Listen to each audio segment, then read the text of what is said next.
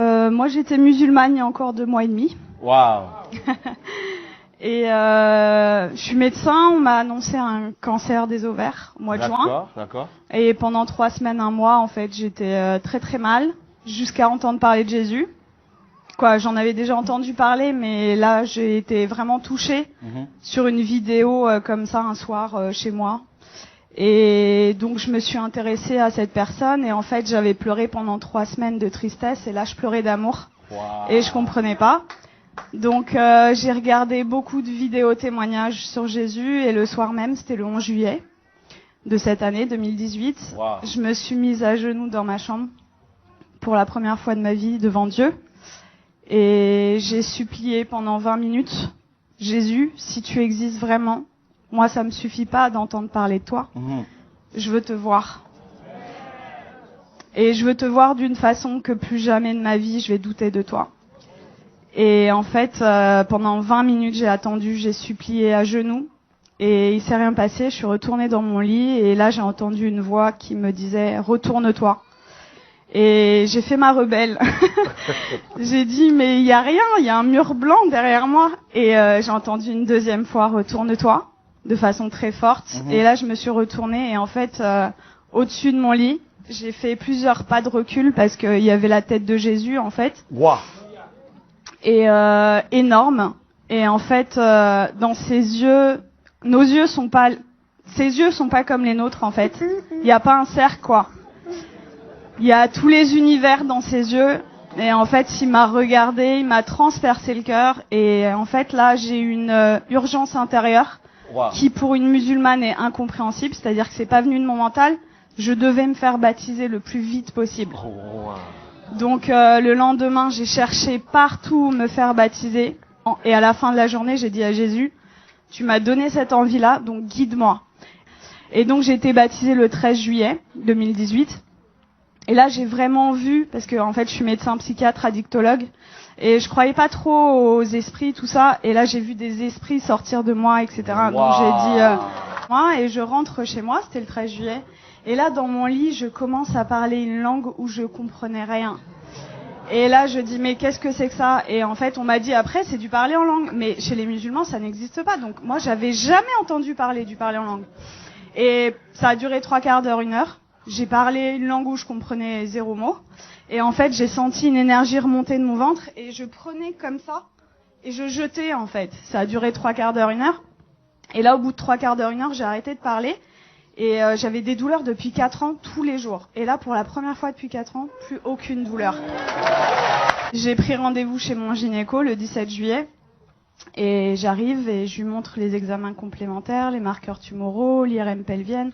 Et il me dit, bon, écoutez, alors c'est une maladie très sévère, on va opérer, on va faire un traitement, etc.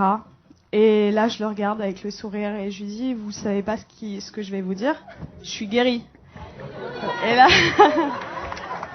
Et là, il me dit, comment ça, je comprends pas. Il m'a écouté quand même parce que je suis médecin, j'ai un cabinet juste à côté de chez lui, quoi. Donc il savait que c'était pas n'importe, voilà. Et là, je lui dis, mais en fait, je suis guérie. Et il me dit, bon, parce que le déni en médecine, ça existe beaucoup. Il me dit, bon, allez, on va faire l'échographie.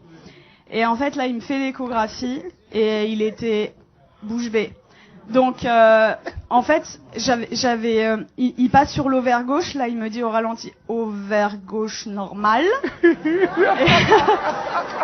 Et après, il passe sur l'ovaire droit et il me dit, ah, il y a 2 images. Je dis, ouais. Et il me dit, ah, mais attendez, c'est des follicules de maturation. Donc, en fait, les follicules de maturation, c'est ce qui donne les ovules. Et moi, je n'en avais plus. Donc, en fait, là, mes ovaires étaient morts et ils sont revenus à la vie. Oh. Et là, il retire la sonde et il me dit, vous vous rhabillez, vous allez m'expliquer ce qui s'est passé. Où je lui raconte en gros que j'ai rencontré Jésus 6 jours avant, qu'il m'a guéri et tout. Et il me dit, bon, écoutez-moi bien. Moi, je crois en Dieu, donc je pense que c'est possible. Je suis juive, donc je pense que c'est possible. Mais vous êtes médecin, attention, gardez ça pour vous. Rigolez, je lui ai dit, c'est impossible. Je lui ai dit, je veux que le monde entier sache que Jésus est vivant. Et il m'a dit, bon, ok, et il m'a fait mon compte rendu d'échographie, qui était normal, c'était un plaisir pur, et il me le rend, et là il me dit, est-ce que je peux vous faire la bise, au lieu de me serrer la main? Je dis, bien sûr. Et il me prend le visage, et il me dit que Dieu vous garde. Et le Seigneur m'a amené à travailler à l'hôpital, aux urgences, et en fait, je vois des cas psychiatriques sévères, et ma première garde après mon baptême, les infirmiers, le geste qu'ils ont fait le plus dans la nuit, c'était ça. Ils y croyaient pas, en fait. Il y avait que des miracles. Toute la nuit. Ils ont pas compris. Partout où le Seigneur, donc, est avec moi, il se passe des miracles. Et c'est ce que je dis, en fait. Moi, ça fait que 2 mois et demi que je suis chrétienne. Et je vois les frères et sœurs, ils osent pas parler de Jésus. Ils ont limite honte de lui. Je dis, mais oh! Moi, je vais au salon de coiffure, il y a des coiffeuses qui sont guéries. Je vais à la boulangerie, Le Seigneur, c'est l'antidote à tout. Et le monde entier a le poison. C'est-à-dire qu'ils connaissent pas Jésus. Moi, j'ai 33 ans, j'ai attendu 33 ans pour qu'on me parle de Jésus. Mais attendez, mais moi, j'aurais voulu que quelqu'un vienne me parler de Jésus. Vienne me dire, mais attends, la solution à tous tes problèmes, ton malheur et tout, c'est Jésus la solution. Mais personne autour de moi. J'avais aucun chrétien autour de moi. Donc, dans ma famille, ils sont tous musulmans et quelques personnes athées. Et en fait, ils comprennent pas du tout ce qui se passe. Mais juste, je voulais vous dire que je vis des miracles tous les jours. Tous les jours, c'est des prodiges de Dieu. Il y a mon oncle, en fait. Il a de l'arthrose sévère au genou. Et je suis arrivée, j'ai raconté ce qui s'était passé cet été, et ils m'ont dit, ouais, c'est bon, t'arrêtes de nous parler de Jésus. Déjà, ils ont été tolérants, ils ont accepté d'écouter. Et là, je vois, en fait, mon oncle, il boite, il a de l'arthrose. Et là, je lui dis, tonton, est-ce que je peux prier pour toi? Il me dit non. Et ma tante, elle lui dit, bah, pourquoi? Qu'est-ce que t'as à perdre? On va voir si ce qu'elle dit est vrai. Je dis, ok. Et là, le Seigneur m'a donné le verset, vous savez, où il ressuscite une femme et il fait sortir tout le monde, en fait. Donc, en fait, j'ai pris mon oncle, je l'ai sorti du salon, et j'ai prié pour lui, et en fait, je lui dis, t'as mal à combien? Il me dit, à 7/10. Il boitait. Et donc, je prie le Seigneur, et le Seigneur le guérit. Il me dit, mais j'ai plus mal du tout. Et là, il commence à courir dans toute la maison. Quelques jours après, je retourne dans la famille, et là, il me dit, Nermine, tu vas pas me croire, j'ai vu mon ophtalmo. En fait, il voit son ophtalmo 2 fois par an, et pour son glaucome. Donc, le glaucome, c'est une maladie chronique, c'est à vie, c'est comme le diabète.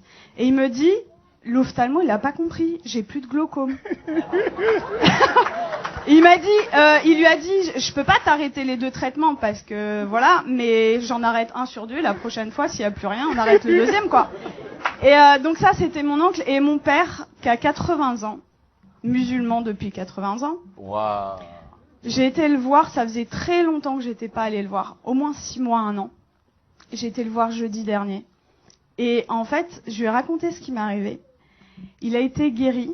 J'ai prié pour lui. Il a été guéri de ses acouphènes, c'est des bourdonnements. Il avait depuis 10 ans plus d'acouphènes.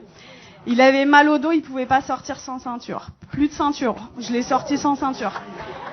Il voyait double, il avait une diplopie. Il voyait double quand il mettait pas ses lunettes. Plus de diplopie. Et là, au bout de 2 heures, il me dit, c'est bon, je me donne à lui.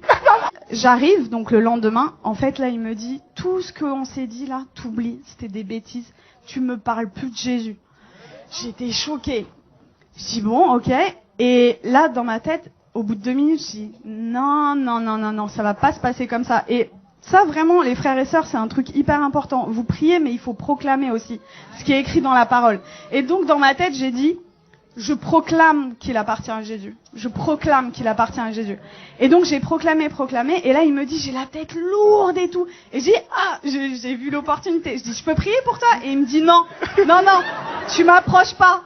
Et donc, en fait, 3 fois d'affilée, en 1 heure, peut-être 3 fois, je lui ai proposé. La 3e fois, il me dit, ça prend combien de temps? Je lui dis 5 secondes. Je dis ok, il me dit ok, donc je mets ma main comme ça, je chasse les esprits au nom de Jésus. Et là, il éternue, mais de façon disproportionnée. Et là, il me regarde et il me dit, c'est parti. Je dis ah ouais? Et il me dit, tu crois que ça a un rapport avec ta prière? Je dis bah totalement. Et du coup, on est reparti à parler de Jésus.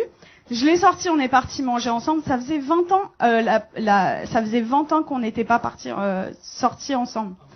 Et en fait, je lui ai parlé du baptême dans l'après-midi. Et dans l'après-midi, il me dit, ok, je suis ok pour être baptisé.